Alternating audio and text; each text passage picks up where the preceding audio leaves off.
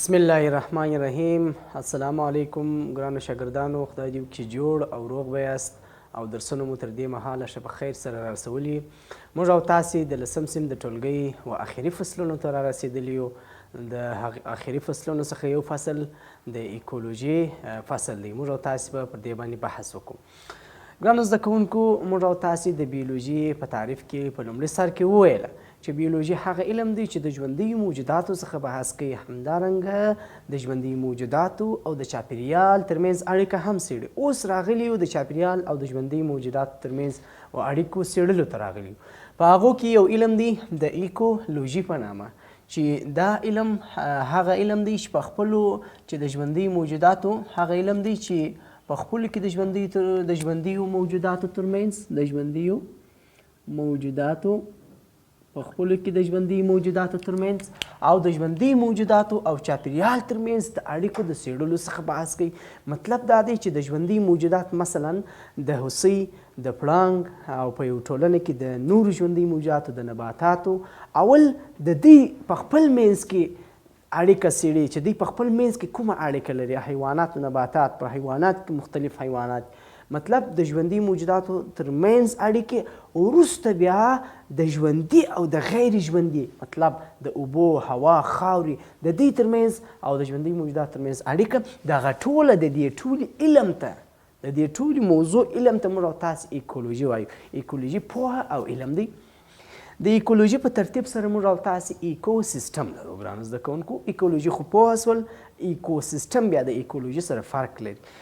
د یو ژوندي ټولنې او د اوسېدلو د چاپیریال ترمنځ متقابل عمل ته بیا موږ او تاسې ایکوسیسټم وایو. ژوندۍ ټولنه خو موږ او تاسې پېژنو چې په دې کې حیوانات، نباتات او دا راځي، او همدارنګه غیر ژوندۍ ټولنه اوبه، هوا، خاوره دا راځي. د دې ترمنځ چې کوم ریاکشن یا متقابل عملونه ترمنځ وجود لري، دغه عمل یا متقابل عمل ته موږ او تاسې ایکوسیسټم وایو. ښه ګرانو زده کوونکو، که چیرې تاسو ښه توجه ورته وکړئ، په ایکوسیسټم کې موږ دوې برخې لرو. یوه ژوندۍ برخه ده او بله یې غیر ژوندۍ برخه ده. په ژوندۍ برخه کې یا په ژوندي موجودات کې موږ او تاسې مثلا حیوانات، نباتات او دا برخې لرو. اوس نو ګرانو زده کوونکو، په ژوندي موجودات کې موږ او تاسې د څو غړو یا د څو اجزاو مجموعې ته موږ او تاسې ټولنه وایو. ټولنه ګرانو زده کوونکو څه شی دی؟ ټولنه موږ او تاسې وایو چې مثلا د یو څو اجزاو، مثلا موږ او تاسې په تصویر کې لرو یوه هوسۍ یوه اجزا ده. که چیرې څو هوسیانې سره یو ځای سي، موږ او تاسې دې ته وایو د هوسیو یو اجتماع یا ټولنه. وروسته بیا که چیرې د هوسیو اجتماع سره یو ځای سي، مثلا د هوسیو سره نور حیوانات هم موږ په نظر کې ونیسو، نباتات، اوبه او دا ټول په نظر کې ونیسو، مثلا د دې څخه داسې یو چاپیریال جوړوي چې په چاپیریال کې موږ او تاسې هوسۍ لرو، همدارنګه نبات لرو، همدارنګه اوبه لرو، همدارنګه نبات لرو، همدارنګه نور حیوانات لرو، مثلا د پړانګ لرو. اوس نو ګرانو زده کوونکو، دا د هوسۍ ټولنه ده، د پړانګانو ټولنه ده، نباتات دي. اخر کې موږ او تاسې د دې ټولو مجموعې ته ایکوسیسټم وایو، چې په ایکوسیسټم کې موږ او تاسې د ژوندي موجودات څخه ماسې وه. اوس هوسۍ، نبات، پړانګ دي ټوله اوبو، خاورو، شیانو ته ضرورت لري، د ژوند اوسېدلو ځای ته ضرورت لري. نو چې دغه د غیر ژوندي موجوداتو برخه ورسره یو ځای سي، چې په دې کې موږ او تاسې خاوره، اوبه، همدارنګه د لمر رڼا، دا ټوله ورسره یو ځای کو، نو مطلب د ایکوسیسټم د ژوندي او د غیر ژوندي موجوداتو له مجموعې څخه عبارت ده. په ژوندي موجوداتو کې ګرانو زده کوونکو، هغه شیان چې موږ او تاسې ورسره اشنا یو، په هغو کې نباتات راځي. مثلا که چیرې موږ او تاسې دا یو ایکوسیسټم فرض کړو، په دې کې مثلا یوه برخه د ایکوسیسټم ډېره مهمه برخه نباتات دي. د نباتات څخه مثلا یو بل برخه مهمه برخه چې موږ او تاسې لرو، مثلا هغه حیوانات دي. همدارنګه د حیواناتو څنګ ته موږ او تاسې کوچني موجودات لرو چې هغه الجی دي. اوس نو ګرانو زده کوونکو، دا هغه شیان دي چې په یو ایکوسیسټم کې موږ او تاسې د دې سره اشنا یو. داسې شیان هم په ایکوسیسټم کې راځي چې هغه د ایکوسیسټم د ژوندۍ برخې څخه وي، خو موږ او تاسو هغه نسو لیدلی. نو په هغو کې مثلا باکتریا ده، پروتیستا ده او فنجي دي. دغه ټول د 6 سره ژوندي موجودات دي. نو موږ وایو دا د ایکوسیسټم ژوندۍ برخه ده. اوس نو عموما موږ او تاسې ژوندي موجودات وپېژندل چې په ژوندي موجودات کې دغه برخې راځي نو که چیرې موږ او تاسې په عمومي توګه دا ټول ژوندي موجودات طبقه بندي کو چې په یو ایکوسیسټم کې ژوند کوي دوی به له دریو څخه په دغه دریو کټګوري کې به خامخا په یوه کټګوري کې موجود وي چې هغو کې پروډیوسر اوله کټګوري چې ده هغه د پروډیوسر خاندان دی یا د پروډیوسر کورنۍ ده. ګرانو زده کوونکو پروډیوسر موږ او تاسې هغه ژوندي موجوداتو ته وایو چې هغوی خپل خواړه په خپله باندې جوړوي او همدارنګه د نورو ژوندي موجوداتو لپاره هم د خوړو یو سرچینه او منبع ده چې په ایکوسیسټم کې موږ او تاسې وایو نباتات پروډیوسر دي. نباتات ګرانو زده کوونکو خپل خواړه د ضیایي ترکیب د عملیې په واسطه باندې په خپله باندې جوړوي. وروسته چې موږ او تاسې ولې خامخا په درې کټګوري کې دغه ژوند دا شپږ سره په دې درې کټګوري کې په یوه کې به خامخا راځي چې په هغو کې یو کنزومر دی. کنزومر څه معنا لري ګرانو زده کوونکو؟ کنزومر معنا مصرفونکي. مثلا حیوانات چې دي د نباتات څخه استفاده کوي، معنا دوی مصرف کوي، په خپله غذا نسي جوړولی، خپله غذا په خپله نسي جوړولی، دوی خپله غذا د تولیدونکو څخه لاسته راوړي. نو په دغه کې موږ د دې ډېر مثالونه لرو. حیوانات کې ټوله حیوانات مصرفونکي دي، انسانان مصرفونکي دي چې خپل خواړه په خپله نسي لاسته راوړلی. راځو یو بله ډله د دې څخه وایو چې هغه ته ډیکمپوزر وایي. ډیکمپوزر بیا ګرانو زده کوونکو هغه خاندان دی چې دوی د تجزیه کولو قابلیت لري. دوی مواد تجزیه کوي. کله چې په نباتات حیوانات مړه سي له مړینې وروسته د دوی بدن تجزیه کول بیا د دغه ژوندي موجوداتو کار دی چې په دې کې مثلا باکتریا، فنګسونه، باکتریا همدارنګه نور ژوندي موجودات چې د دوی وظیفه دا ده چې د ژوندي موجودات تجزیه کړي. نو په ټوله کې موږ او تاسو د ژوندي موجوداتو په عمومي ویش او همدارنګه په دانه دانه ویش په مثال خلاصو. اوس راځو غیر ژوندي برخه چې په یو چاپیریال کې شتون لري. موږ په لومړي سر کې هم یادونه وکړه. په غیر ژوندي برخه کې موږ او تاسې اوبه لرو، دا یو غیر ژوندي برخه ده. خاوره ده، همدارنګه هوا ده، همدارنګه د تودوخې درجه ده، همدارنګه د لمر رڼا ده، همداسې نور غیر ژوندي برخه ده چې په دې کې موږ او تاسې وایي دوی ژوند روح نه لري یا بې روحه ژوندي موجودات. اوس نو ګرانو زده کوونکو کیدلی شي چې ځینې ژوندي موجودات په اوبو کې ژوند وکړي، کیدلی شي چې ځینې ژوندي موجودات په خاورو کې ژوند وکړي. نو هغه ژوندي موجودات چې په اوبو کې ژوند کوي هغه ته موږ او تاسې وایو چې د اوبو ایکوسیسټم دی. او هغه ژوندي موجودات چې په وچه کې ژوند کوي، مثلا په دښتو، په بانډو، په دې کې ژوند کوي، هغه ته موږ او تاسې وایو وچ ایکوسیسټم. اوس نو ګرانو زده کوونکو د وچ ایکوسیسټم یعنی هغه سیستم دی چې دوی په خاورو کې ژوندي موجودات ژوند کوي. مثلا که چیرې موږ او تاسې یو دښته په نظر کې ونیسو، په دښته کې سور لمر وي، همدارنګه ډبرې وي، همدارنګه داسې نباتات وي چې هغه په کلو اوبه نه ورته رسېدلي. نو دا په دښته کې که چیرې موږ وګورو د وچ ایکوسیسټم د مثالونو څخه یو مثال دښته ده. په دښته کې هم ژوندي او غیر ژوندي موجودات چې موږ او تاسو په لومړي سر کې ویل چې د ایکوسیسټم معنا ده د ژوندي او غیر ژوندي موجودات. نو اوس که چیرې موږ او تاسو په دښته کې وګورو هم ژوندي موجودات ته هم غیر ژوندي موجودات ته. ژوندي موجودات یې سر مشکي ده، مختلف حیوانات دي. غیر ژوندي موجودات یې مثلا په هغو کې مختلف حشرات، مختلف حیوانات په دښته کې ژوند کوي. ګرانو زده کوونکو د وچ ایکوسیسټم چې دی دا په ټوله معنا کې په ځینو ځایو کې یو رقم وي، په ځینو ځایو کې بل رقم وي. مثلا د وچ ایکوسیسټم په ځینو ځایونو کې خاوره لري، اوبه لري او خاص اقلیم لري. ځینې یې د ځینو خاوره د بل وچ ایکوسیسټم. په دا وچ ایکوسیسټم کې موږ او تاسې مختلف ایکوسیسټمونه لرو چې هر یو یې د ځانګړې خاورې درلودونکي دي، د اوبو درلودونکي دي او د یو خاص اقلیم درلودونکي دي. د وچ په ایکوسیسټم کې ګرانو زده کوونکو تر ټولو مهم شی هغه اقلیم دی. د وچ په ایکوسیسټم کې چې یوه ساحه د بلې ساحې څخه جلا کېږي هغه د اقلیم په واسطه باندې جلا کېږي. اوس راسئ چې اقلیم یا کلایمیټ څه شی دی؟ ګرانو زده کوونکو د اوبو او هوا خاص حالت چې تر اوږدې مودې پورې دوام وکړي. مثلا که چیرې تاسو په نظر کې دا یو ساحه ونیسئ، په دې ساحه کې په هر ژمي کې دلته باران کېږي، مثلا په بله ساحه کې په هر ژمي کې بیا واوره کېږي. اوس نو په دوبي کې دلته ډېر ګرمي، دلته لږ ګرمي.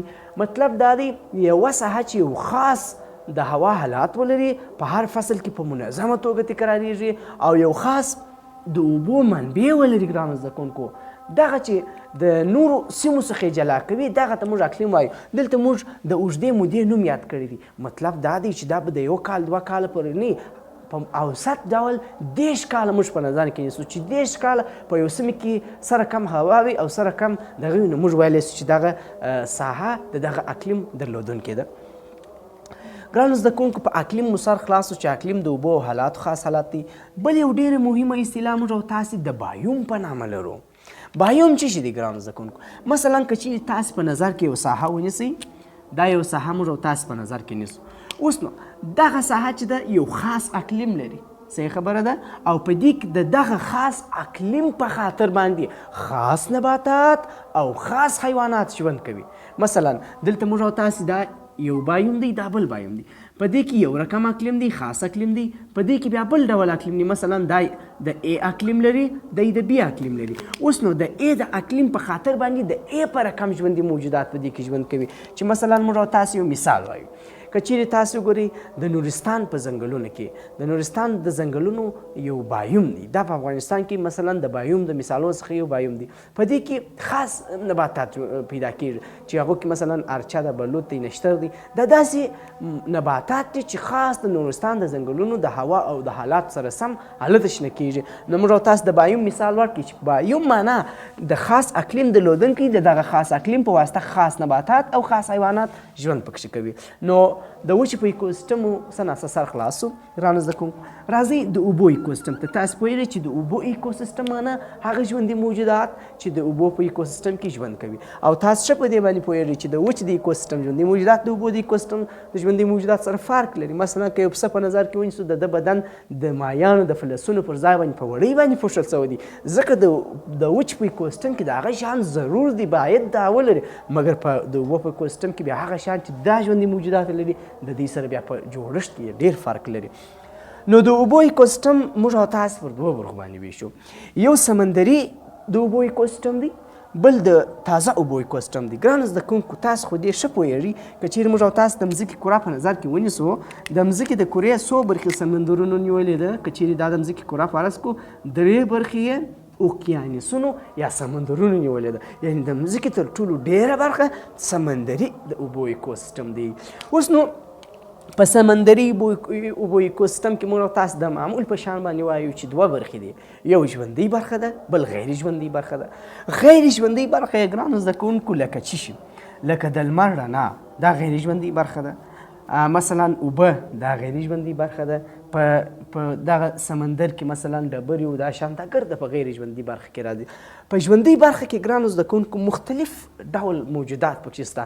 مثلا د مځکې د کرې تر ټولو غټ حیوان بلو ویل، نهنګونو په نامه دي. مثلا که تاسو ګورئ بلو ویل ګرانو زده کوونکو دا چې دی دا د سمندري اوبو ایکوسیسټمونو کې ژوند کوي.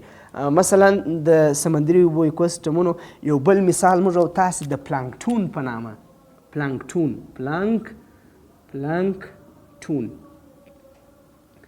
د پلانکټون په نامه کوچني موجودات لرو چې دی الجی په ډول باندې دي او دی په خپله اتوتروف دي. اتوتروف ګرانو زده کوونکو موږ او تاسې پروډیوسر ته وایو. اتوتروف دا معنا لري چې دغه پلانکټونونه خپله غذایي توکي د لمر د رڼا په واسطه په خپله باندې جوړوي، یعنې دوی له بل چا څخه استفاده نه کوي.